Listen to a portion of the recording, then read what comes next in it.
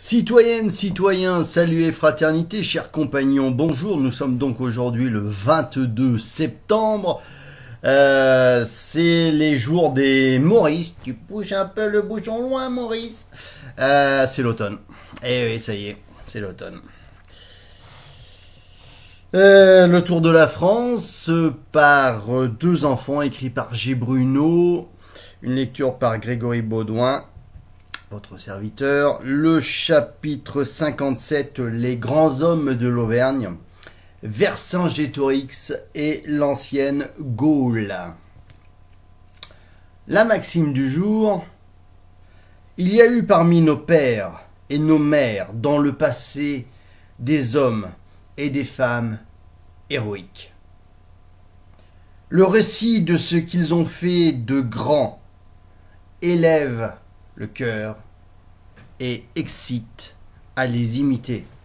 Petite parenthèse, il n'est nulle repentance préférée au roman national, le récit national.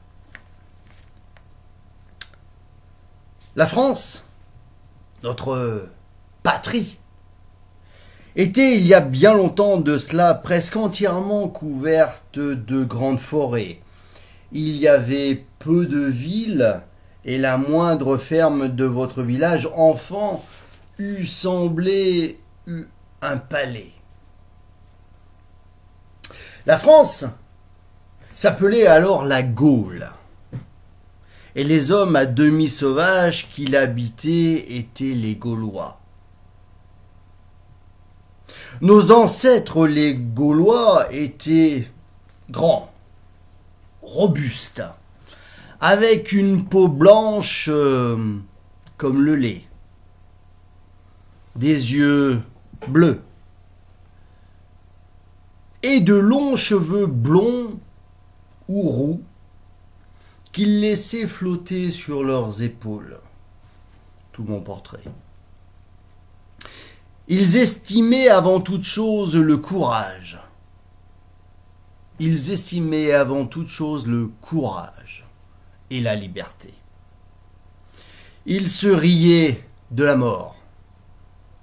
Ils se paraient pour le combat comme pour une fête. Leurs femmes, les Gauloises, nos mères dans le passé ne leur cédaient en rien pour le courage. Elles suivaient leurs époux à la guerre, des chariots traînaient les enfants et les bagages, d'énormes chiens féroces escortaient les chars. Regardez un peu, Jean-Joseph, l'image des chariots de guerre. Nous y reviendrons. Jean-Joseph jeta un coup d'œil rapide et Julien reprit.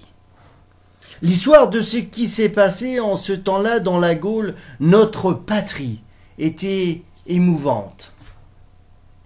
Il y eut bientôt 2000 ans un grand général romain, Jules César, qui aurait voulu avoir le monde entier sous sa domination, résolu de conquérir la Gaule. Nos pères se défendirent vaillamment, si vaillamment que les armées de César, composées des meilleurs hommes du monde, furent 7 ans avant de soumettre notre patrie. Mais enfin, la Gaule, couverte de sang de ses enfants, épuisée par la misère, se rendit. Un jeune Gaulois, né dans l'Auvergne, résolut alors de chasser les Romains du sol de la patrie. Parenthèse comme quoi De Gaulle et Jean Moulin avaient de qui apprendre. Il parla si éloquemment de son projet à ses compagnons que tous jurèrent de mourir plutôt que de subir le joug romain. En même temps, ils mirent à leur tête le jeune guerrier et lui donnèrent le titre de Vercingétorix, qui veut dire chef. Bientôt, Vercingétorix envoya en secret dans toutes les parties de la Gaule des hommes, chargés d'exciter les Gaulois à se soulever. On se réunissait la nuit sous l'ombre impénétrable des grandes forêts, auprès des énormes pierres qui servaient d'autel. On parlait de la liberté. On parlait de la patrie. Et l'on promettait de donner sa vie pour elle. Julien s'interrompit pour montrer à Jean-Joseph un hôtel des anciens Gaulois.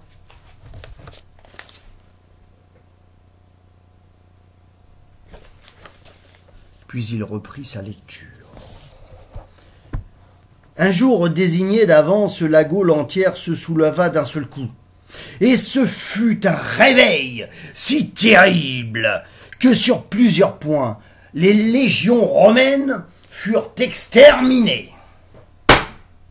César, qui se préparait alors à quitter la Gaule, fut forcé de revenir en toute hâte pour combattre Vercingétorix. Et les Gaulois révoltés. Mais Vercingétorix vainquit César à Gergovie. Il vainquit César à Gergovie. Gergovie, dit Jean-Joseph, c'est un endroit à côté de Clermont. J'en ai entendu parler plus d'une fois. Continuez, Julien. J'aime ce Vercingétorix. 6 mois durant, Vercingétorix tint tête à César. Tantôt vainqueur, tantôt vaincu. Enfin, César réussit à enfermer Vercingétorix dans la ville d'Alésia,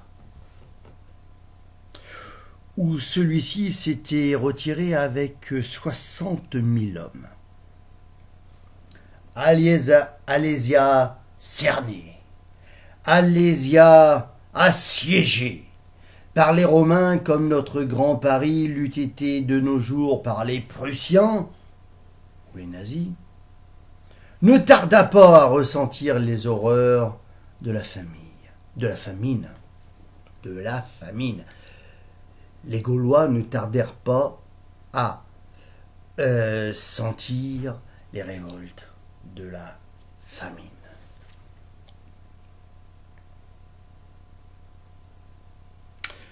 Oh, dit Julien, un siège, je sais ce que c'est.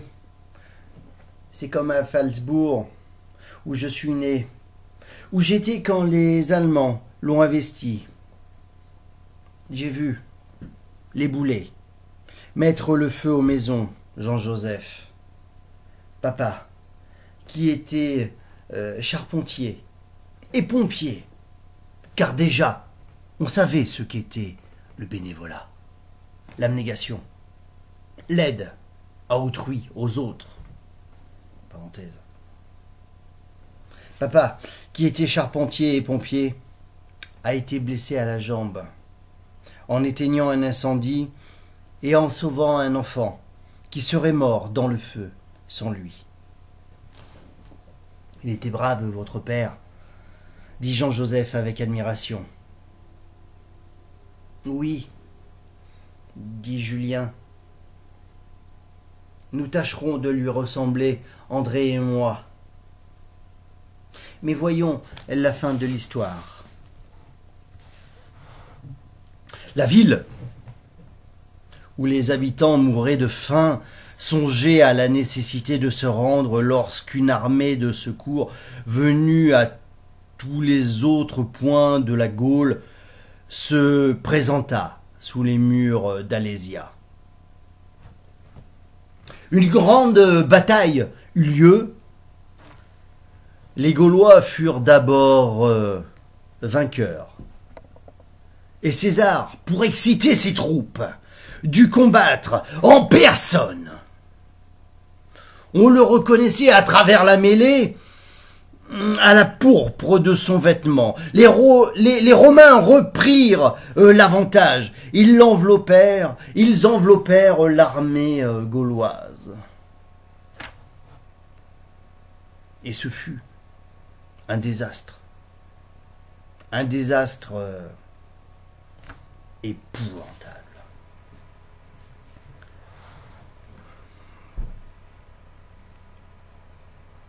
Dans la nuit qui suivit cette funeste journée,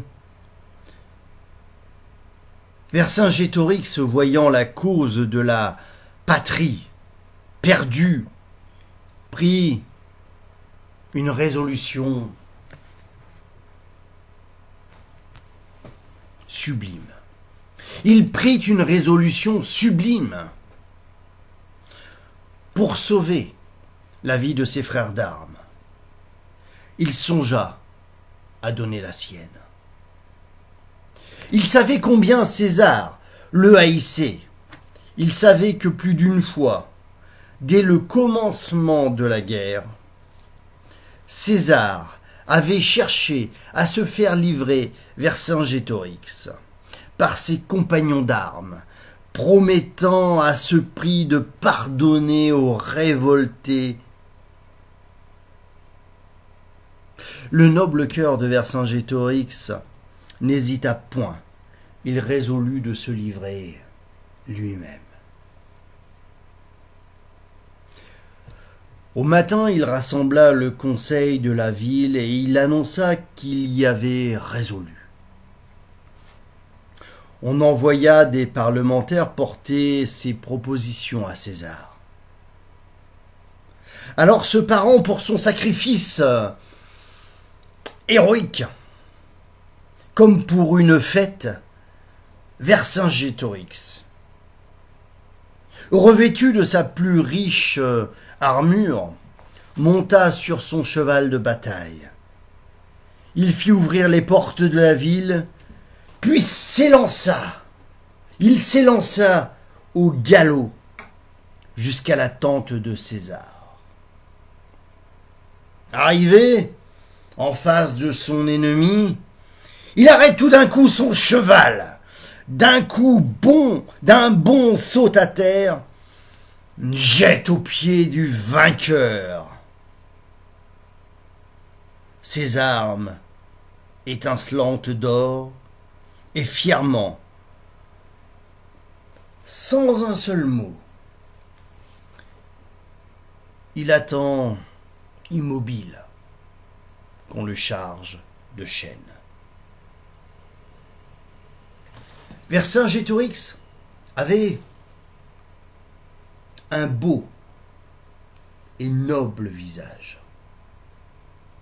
Sa taille superbe. Son attitude altière. Sa jeunesse produisit un moment d'émotion dans le camp de César, mais celui-ci, insensible au dévouement du jeune chef, le fit enchaîner, le traîna derrière son char de triomphe en rentrant à Rome, et enfin, le jeta dans un cachot. 6 ans, Vercingétorix languit à Rome dans ce cachot noir et infect.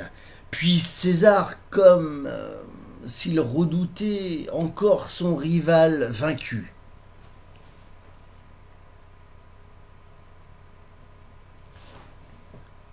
le fit étrangler. Il le fit étrangler. Hélas, dit Jean-Joseph, il était bien cruel, ce César. Ce n'est pas tout, Jean-Joseph, écoutez. Enfant, réfléchissez en votre cœur et demandez-vous, Lequel de ces deux hommes, dans cette lutte, fut le plus grand? Laquelle voudriez-vous avoir en vous, de l'âme héroïque du jeune Gaulois, défenseur de vos ancêtres, ou de l'âme ambitieuse et insensible du conquérant romain? Oh! Oh! S'écria Julien tout ému de sa lecture. Je n'hésiterai pas, moi. J'aimerais encore mieux souffrir tout ce qu'a souffert Vercingétorix que d'être cruel comme César. Et moi, dit Jean-Joseph, ah, je suis content d'être né en Auvergne, comme Vercingétorix.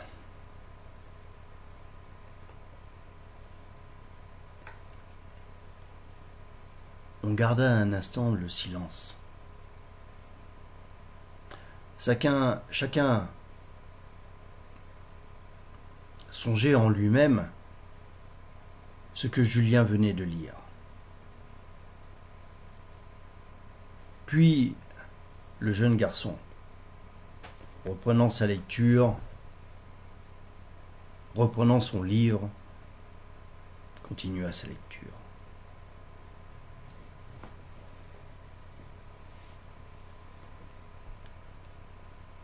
N'y avait-il pas déjà du Jean Moulin dans Vercingétorix? Alors demain, bien nous lirons la suite de ces grands hommes d'Auvergne. Eh bien, c'est le chapitre 58, Michel de l'Hôpital, deux sexes, le courage civil et le courage militaire. Quelques gravures, donc vous les avez vues ce soir, la première. Chariot de guerre des Gaulois, nos ancêtres de la Gaule aimaient beaucoup la guerre et les voyages. Ils s'assemblaient par grandes multitudes. Les uns montaient sur les chars, les autres allaient à pied, et ils partaient ainsi à la conquête de lointains pays.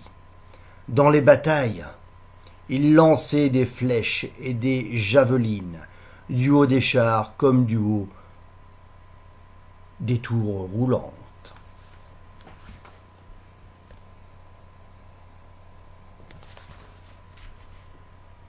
Un hôtel des anciens Gaulois. On trouve dans certaines contrées de la France et surtout en Bretagne des sortes de grandes tables de pierre qui, construites depuis les temps les plus reculés, servaient d'hôtel aux Gaulois, nos ancêtres. C'est sur ces tables qu'ils sacrifiaient leurs victimes, et ces victimes étaient parfois des hommes, des prisonniers de guerre, des esclaves. On appelle ces monuments de pierre des dolmens. Et enfin, le tout dernier,